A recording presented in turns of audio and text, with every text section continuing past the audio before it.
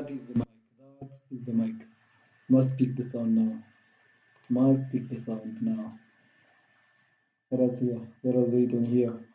We're live, man. We're live, baby. It's 10 p.m. Welcome to the nightlife show. You don't go, you just see me. 1 minute.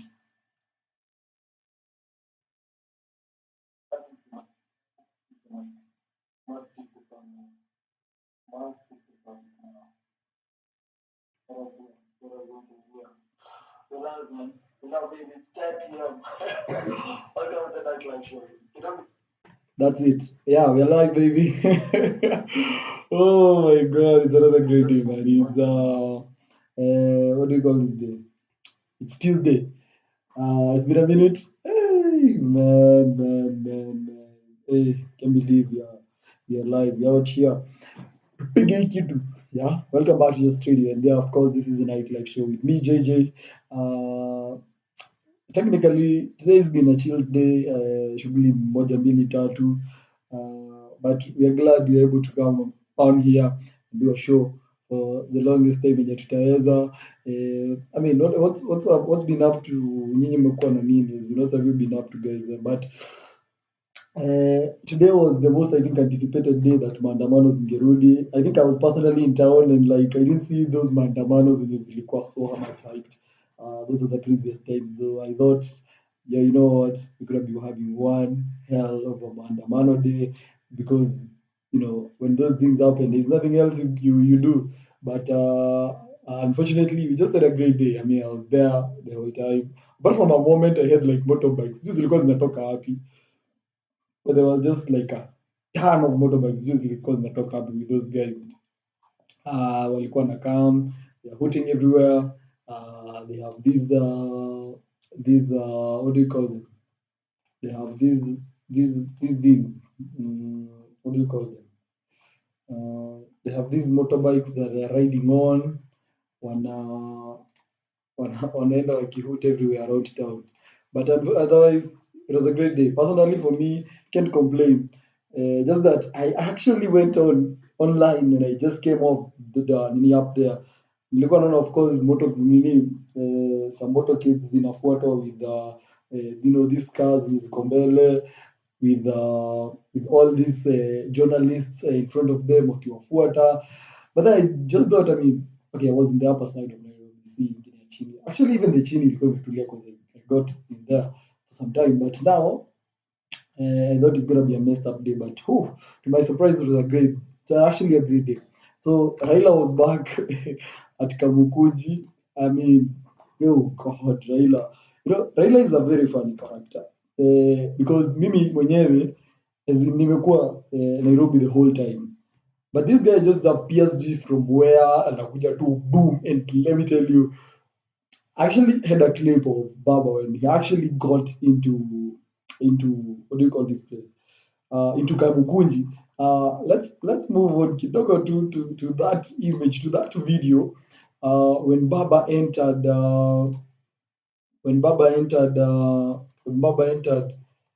Kamukunji. Here's a clip of actually Baba getting inside of Kamukunji. Amechachisha. Ay, just see the motor kid. I don't know if this sound is gonna be good because of Baba.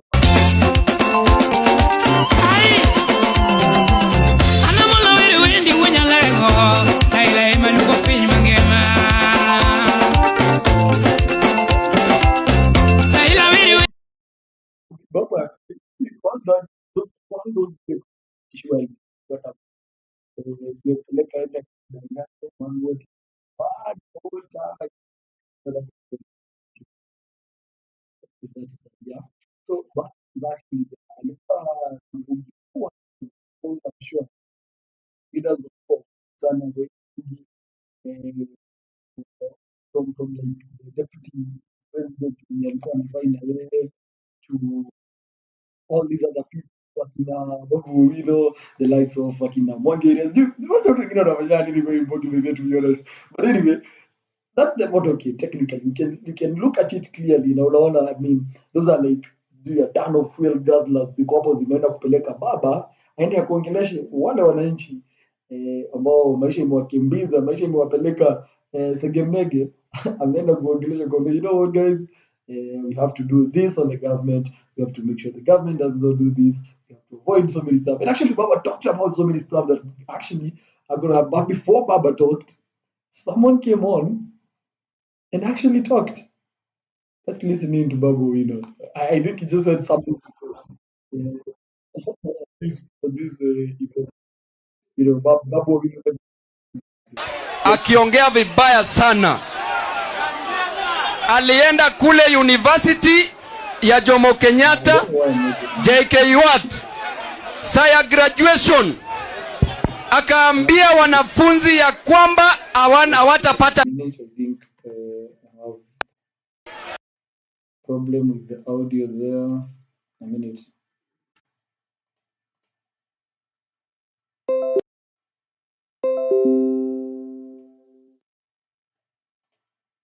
I need to actually know if you guys can hear the audio, because for me I can't receive the audio.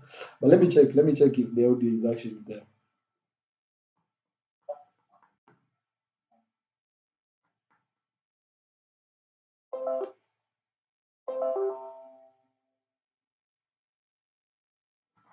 I need to actually know if you guys can hear. I think I'm actually having some difficulties getting that audio. So a minute, those are the things that happen in your life. So mshana, like sema kwa media station, kimeumana wamekaa hivi hapa, mtu amesema kitu fulani, go like, oh my god, remember when like what was the name of this guy? This guy called Jeff. One time they were live, and why can't I get that feedback from the machine? I mean, I should be getting it. Hold on a minute, guys. I'll be back kidogo. I mean, not just camera, but anyway, we'll sort out kidogo to just 1 minute. Then I'll be back with some response, positive ones, of course. Why can't I hear that shit, man? Inasikika? Babu Owino akiongea? Yeah, I need Babu Owino to be heard when he's talking.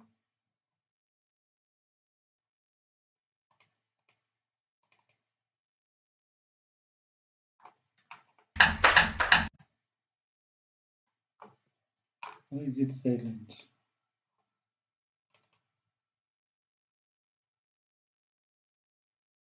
Why is it silent?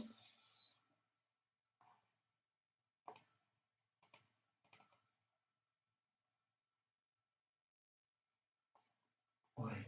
Oh my god.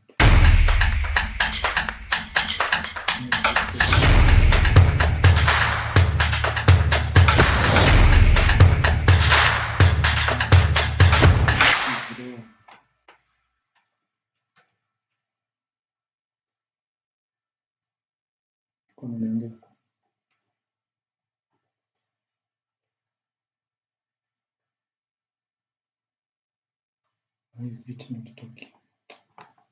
This thing was talking.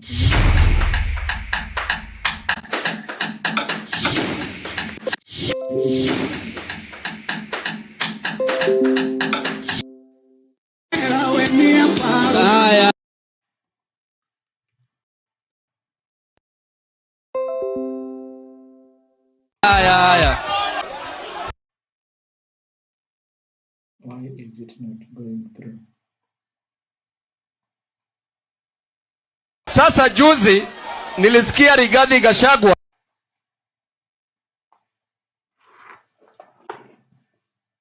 oh my god. I plugged this shit on the wrong port.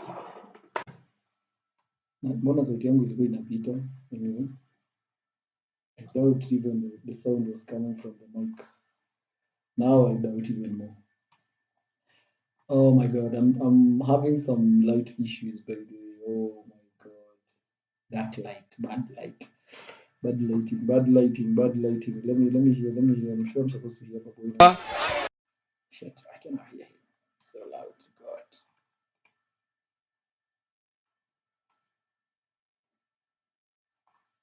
akiongea Now we're good. Oh, Now we're supposed to hear Babu Wino right now. He had some issues, but when you're handling so many stuff, especially when I think we have the right audio now. Yeah, I think we have the right audio. I'm gonna be checking it right now. Good. Bear with me, man.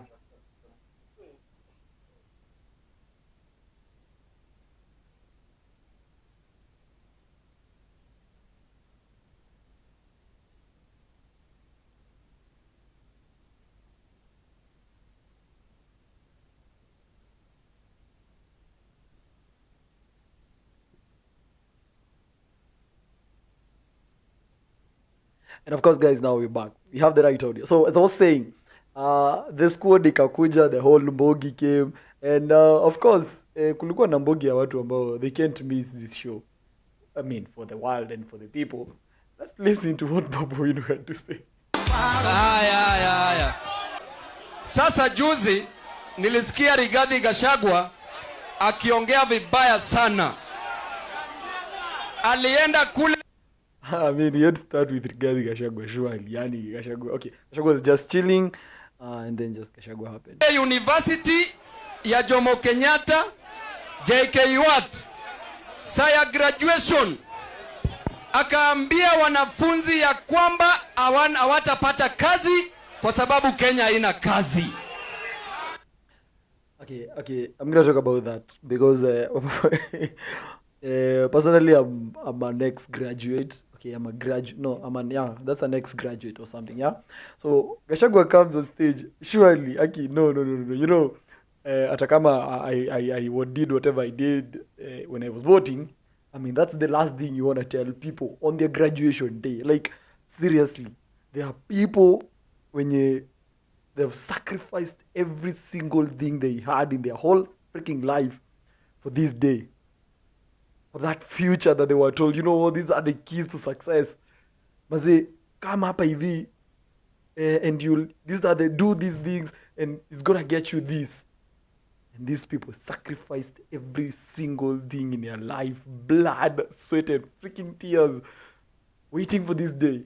Only for the deputy president, the second most highest powerful. I mean, this guy holds the second highest office in the land. And he comes and tells you, you know what, guys? There are no jobs for you people. I mean, what do you mean? I mean, okay, at least just give it some glimpse of hope. But this guy comes on stage and literally just says, you know what, guys? I mean, there are no jobs for you. I mean, these people are coming from one of the best universities in the country. And they're told, you know what, guys? We don't have jobs for you. Okay, graduated like the previous years, not from like a prestigious university. I'm like a well-known university. But I graduated with my degree. Like, this is I mean, by now, we were not told that, though. Okay, I wasn't in the dias anyway. But we weren't told that. Okay, maybe Gachagua is a truthful man. When those others will go to Danganya, they're out there pretending that they're gone. But in as much as Gachagua comes on stage and says that there will be there are no jobs for you people. Let's actually just hear him say, because I don't want to speculate. Listen to his own words. I'm a truthful. Listen to Gachagua. Oh, mnasema mambo ya job. Eh? Hapo iko kibarua. I've told you, we want to be, I'm an honest man. I'm an honest man. I don't want to sit here and lie to you that we have jobs for you. The deputy president, that is Gachagua, came on stage and said that straight to our faces that, you know what, guys, there are no freaking jobs in this country. That's the deputy president, out of his own words, comes out and faces us straight on the faces of people wearing those crowns, wearing those things with parents, I'm sure around them with the friends, and all those people. I mean, you're just being told, you know what, guys, just go find something else to do out of your degree, where you worked hard, let's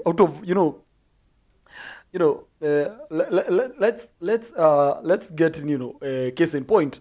Number one, these graduates who actually graduated, they're not like one or the only people. Actually, in like a graduation, scene, we have like 100,000 of the people who went in each year who goes to these universities. 100,000 people, meaning there are like other 500,000 people who don't go to university. Wanendanga, they start businesses, they start getting into startups. What wanaenda, people go out and there and start, set up startups, wana start vitu zao, and then you come along as the deputy president of this country and tell these young people that, you know what, guys, hakuna kitu inaendelea. You with all your degrees, go join the other people who didn't manage to go to college, who didn't manage to go to university. Go and join them, and then mwanze kuanza kazi. Sasa you come with your knowledge, and they have hands-on skill. These people have a 4-year head start into whatever they are doing. Kama mtu alikuwa ameamua ku set up this business, umse ashaenda mbele. And these people wanawacha you guys waste time, pay a lot of money, only for them to end up, you know what, guys, kitu yezi make itabidi tu umebaki na hope. And so I actually saw a reaction of like this comedian Eric Omondi came along. I saw him that desk at graduation. He was there online, I think with his sister. Walikuwa nakimbia huko, but he didn't believe what the deputy president just told his sister. The deputy president is telling graduates on their graduation day, nyinyi ni watu wa mjengo. My sister was graduating. I was in that crowd. I was seated with my sister, Rose Omondi, who has been hopeful from high school. All she wanted to do was go to university so that she can secure a future for herself. The deputy president of a nation was the guest of honor and told my sister that there is no hope, there's no future, there's no job, there's no employment after all this. Told her to her face that all this you've done is null and void. You must create employment for yourself. My sister amefanya microbiology, ananiambia nimtafutie kazi ya lab. So there's your microbiology. I don't know umeamua uende weke startup wapi. I don't know umeamua uende weke biashara. I don't know what business you can set up with a microbiology course, but the deputy president just said, you know what, you with your microbiology, you with the degree of general science. You just did something general. You don't even know what you did in school. You just told go out there and set up a business, which is crazy. And for me, I think, let us just finish. Akona machungu, by the way. Mimi namwambia utapata kazi. Deputy president akamwambia, hiyo kitu unaambiwa na ndugu yako ni story ya Java. Hakuna kazi. Deputy president told my sister at JKUAT, hapa hakuna kazi. And she looked at me, I'm not lying to you. And when Gachagua said that, alitana kaniangalia hivi. In disbelief, alikuwa hivi. Nikamwambia hapana, iko sawa. I'm an honest man and I will not lie to you. Hakuna. The honest man just said, you know what, guys? Hakuna kazi. Who are you kubishana na the honest man? He deserved at some point to receive all these bullets he got like from Babu Owino. And I think I fully support Babu Owino on his start ya kumuingilia, cause seriously, kidogo, these people are looking you straight in the eye, manze, uwape hope. You are a leader. You're the one when you can create those opportunities. You have the keys to so many doors in your hour say what I need, and then all you come up and say that you're freaking truthful man, and you're gonna come and sell them straight to their face like this. You deserve whips. I was like, keep Ninge. Okay, I don't have whips anyway. Ninge, you, man. That was bad, but let's listen to zile vitu alipigwa hapa na mtu anaitwa mzee mzima. Babu Owino.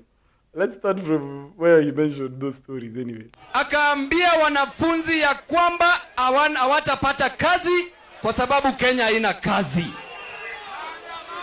Mtoto ameelimishwa. Nataka msikie kwa makini kidogo. Vijana ria, kidogo tumsikize. Mtoto ameelimishwa na mzazi wake. Mtoto ametoka kule slums, ametoka kule kwa village, amesomeshwa nursery, akasomeshwa primary, akasomeshwa secondary, akaenda university, kisha akagraduate bila kukua mwizi, ama bila kuiba mali ya mtu yeyote, ama bila kufanya uhalifu yeyote.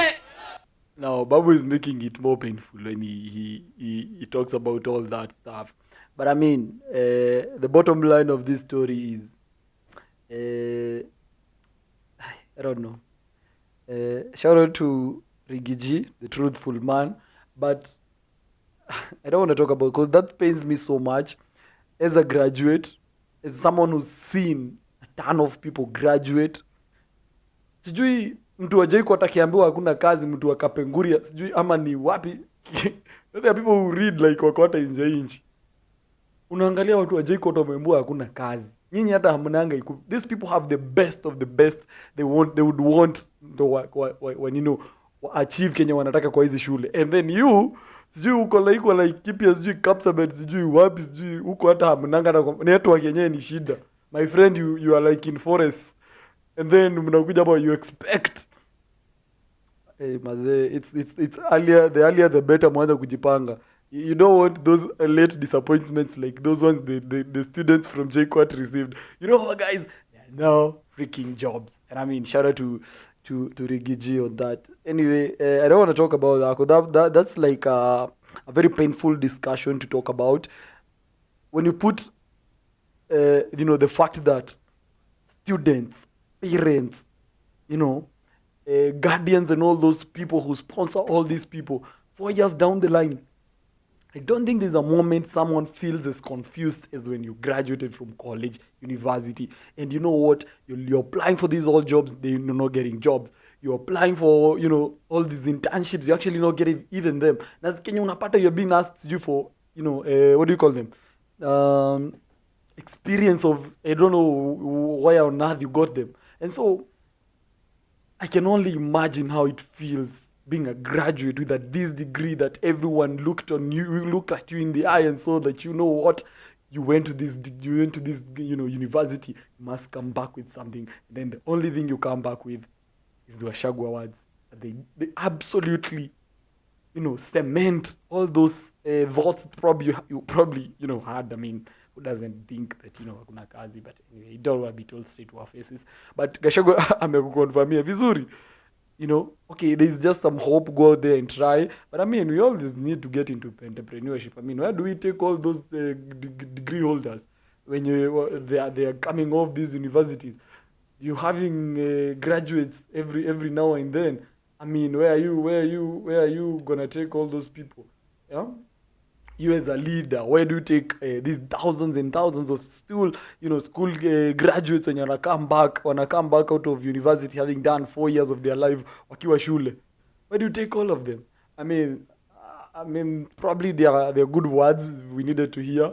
It's the bitter truth. Maybe we had to expect to be told. I don't know what to say, but I mean, Rigiji, that was bad. But Babu, you know, took that point to deconstruct Gachagua in front of the people at Kamukunji. But let's get to the man of the day.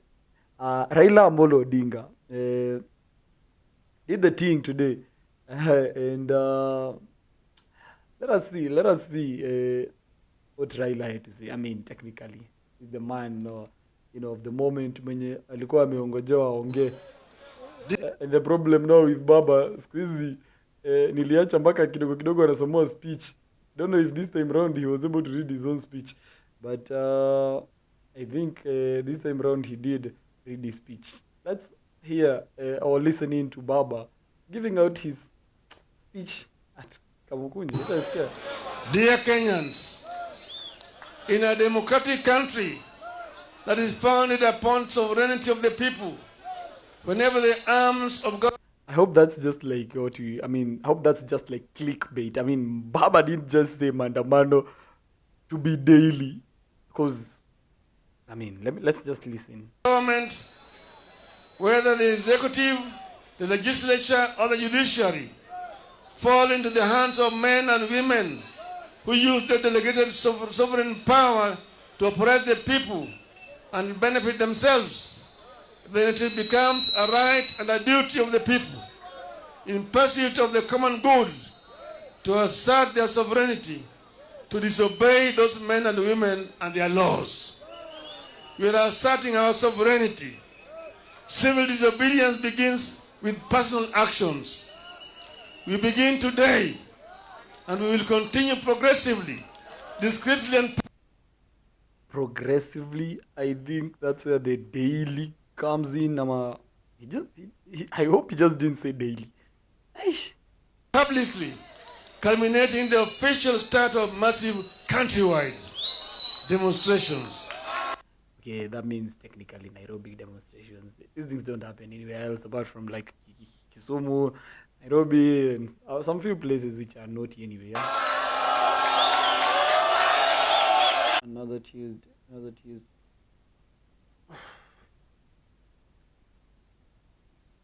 This is like a Tuesday faced with so many challenges.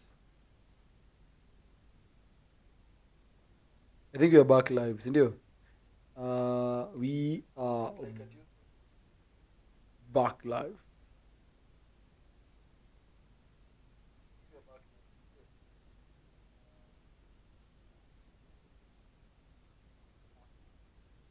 Anyone watching, confirm we are back live. Anyone, by the way, I think we're good. But now we were with Baba. Oh my God, Baba just took us somewhere south and then left us there. Ni kama kuongelea Baba is a bad thing, yeah? Let us listen to what this guy was saying, but saying some shared things. Civil disobedience begins with personal actions. We begin today, and we will continue progressively, discreetly and publicly, culminating in the official start of massive countrywide demonstrations.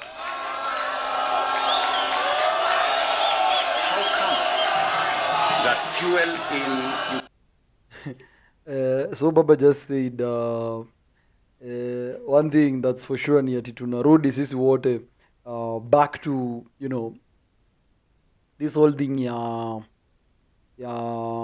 my God, I just got lost in the middle of that whole thing. Yeah, but Baba is saying that there are going to be demonstrations which technically might be happening daily.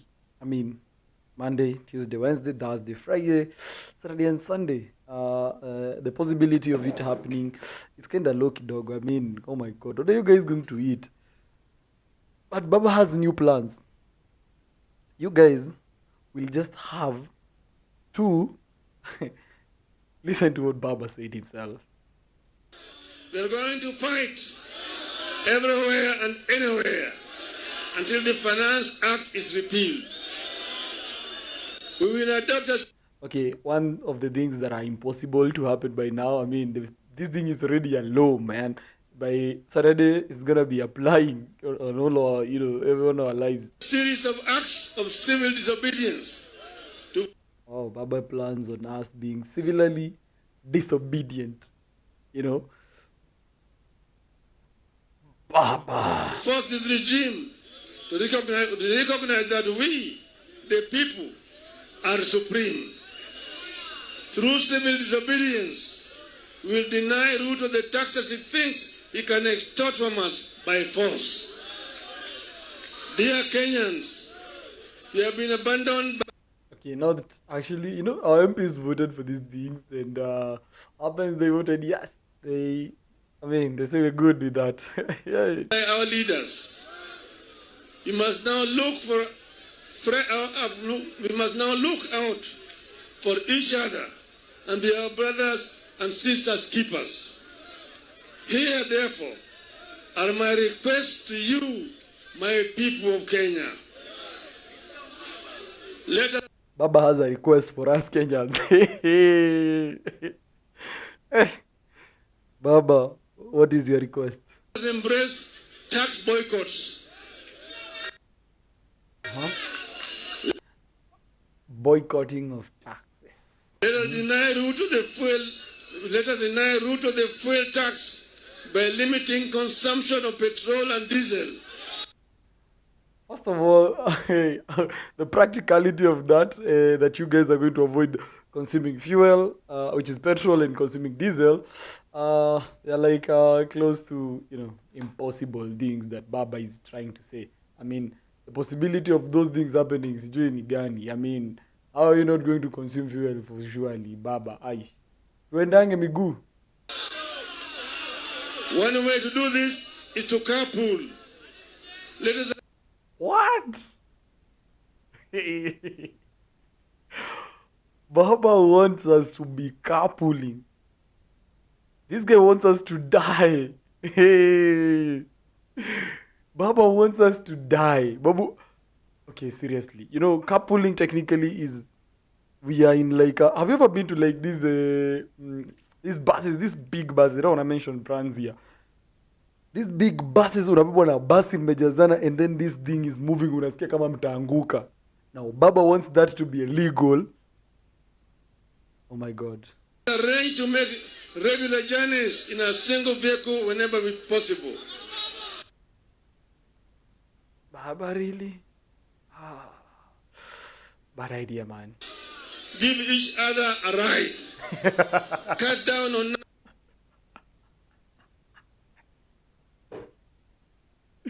All the people with cars now, your job ni kupea watu rides. Yeah? Unaenda ukiambia kuja twende ndio sasa seriously now. We might let bad people into our cars, but what is these things Baba is saying? Unessential travel. Walk instead of driving whenever possible. Baba said walk. He just said walk. Literally just said walk. Oh my God. Tumpongeze kwa They're going to fight. Baba is the real deal. Holyfield. Holyfield.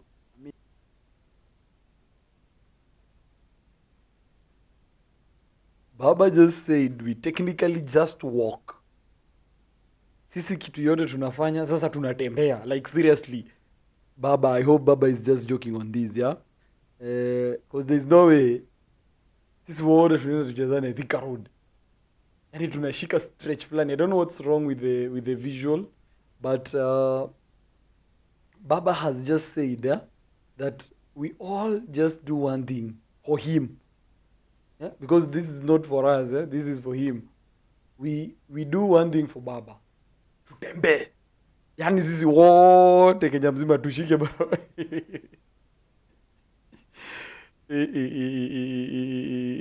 No. At some point maybe you're following someone or you're following a course, ama you're behind, lakini surely hatuwezi, yani okay. So sisi wote, mtu anatoka Thika, shika mguu. Mtu unatoka you're leaving Kisumu, my friend, you come to Nairobi on foot. Ndio tusipe Baba hizi mambo ya taxes za mafuta. Tupei Ruto. Sisi wote mguu na njia tunaingia. You know how many clicks those, I mean, even just imagine moving from for example, tunatoka what's the closest of let's say even Githurai, Kasarani. You're walking on this cold weather, for example. Mkienda Nairobi ndio mteze Ruto. Mnyinyi mnaungana na Baba. Baba is in his way tuko living his best life with the sea, and there you are.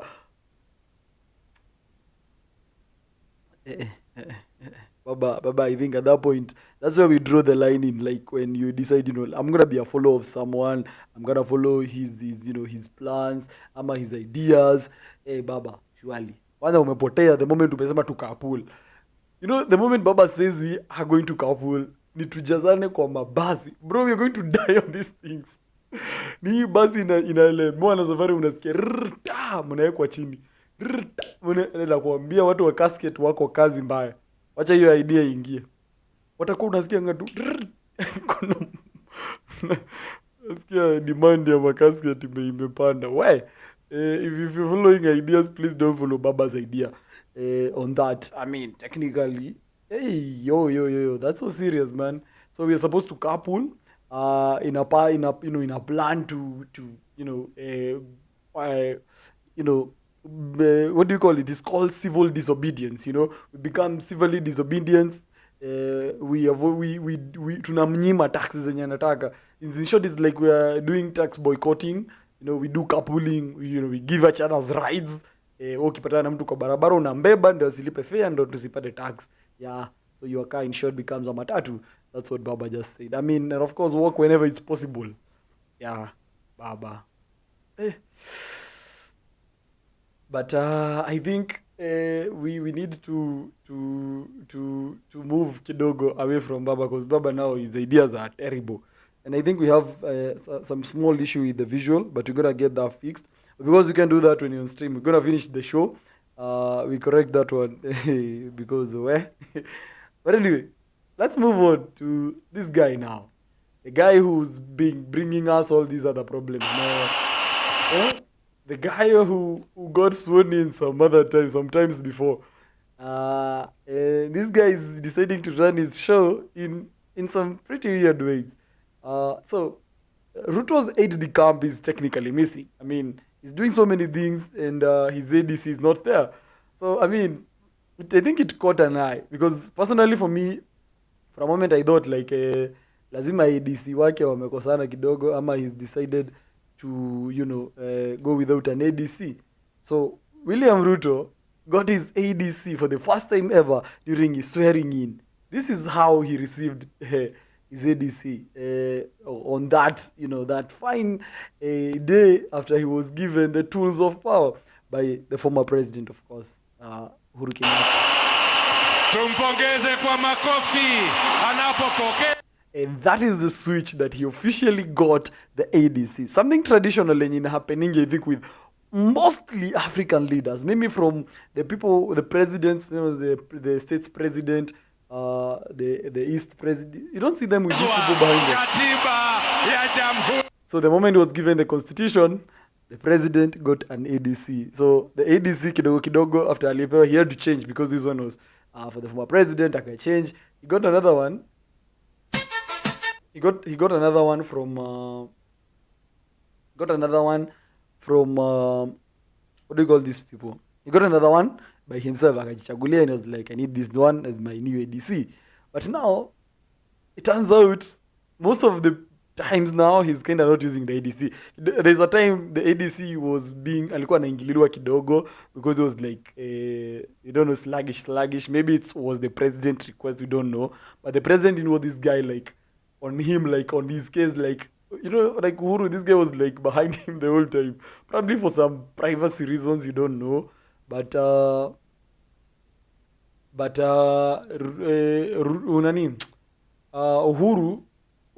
had all this ADC behind him. And for some reason, I think why the president at some point doesn't want, the ADC is probably they have like chemistry issues, maybe vibe yao haingiani, hawana ile vibe fulani fiti, stories zao hazipelekani, maybe huyu apende vitu zingine, and also maybe it's deep appreciation of, for personal space. Maybe this guy is he anatambua sana when you have a personal space. So that's the reason maybe why ana give the president some space. I'm probably, doing away with, strict traditions like having this guy behind you forever. I mean, the president now is acting like he's an international president. You saw him in Paris last week. He didn't have this guy behind him. He stood there by himself, delivered his own speech as a leader. He didn't need all these military things behind him. And I think which is cool, personally. I think that's so cool. That's super cool. I mean, because sometimes I think the role of an ADC is just due kusaidia umse hapa nyuma. I don't know. I mean, what's that? You can do without that person because you can talk behind. The president is so informed, Also, it's a good thing because you can change patterns of, having to have this guy all over following you, it's probably unveiling the new protocol of how things are done. So for me, I think the president doing away with like the ADC could be a cool stuff for some reason, I don't know. But when he was in the rallies last weekend, he ran by himself. Look at him there. That's the president literally running to the stage. Na hana mtu anasumbana na yeye, by the way. It's like this, you know, he's like the cool president, man. I mean, that's some of the things we need from this guy. See, kushinda hapa, this guy is following you with military na bond all along behind you.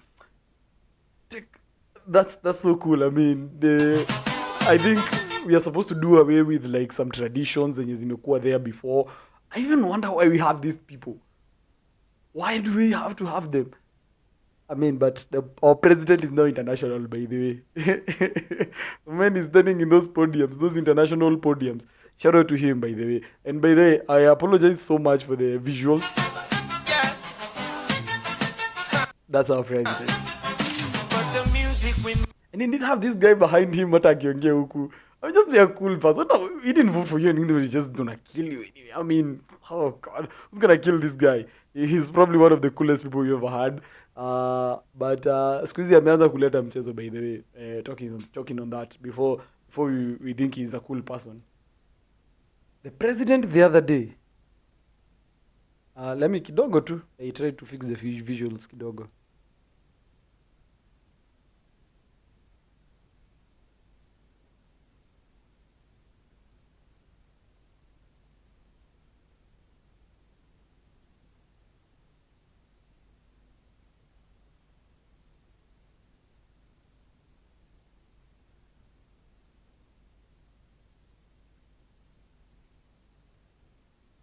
I think I'll be back, but now I want to mention out something that the president. Now the president pia sana yako na jokes, by the way. Tumemsifu sana, he's a cool president. He's someone who's, you know, giving us some cool vibes kidogo. But here's the president. Sijui was serious about what is this, but I don't think mimi siwezi mtetea niseme alikuwa na joke. $5 is equals to 8 shillings. Electric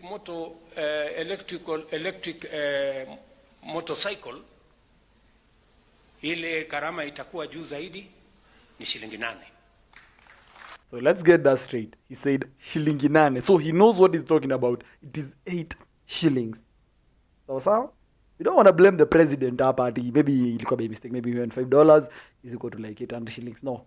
He first said that this thing is going to be costing 8 shillings. Shilingi 8 is not equal to 800.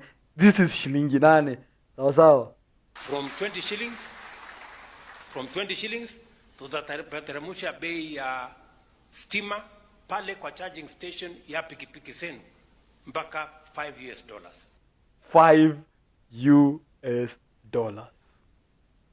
Which is about 8 shillings. How are these $5 equal to 8 shillings, my guy? I mean, okay, hold up. $5 is equal to 8 shillings. Wow.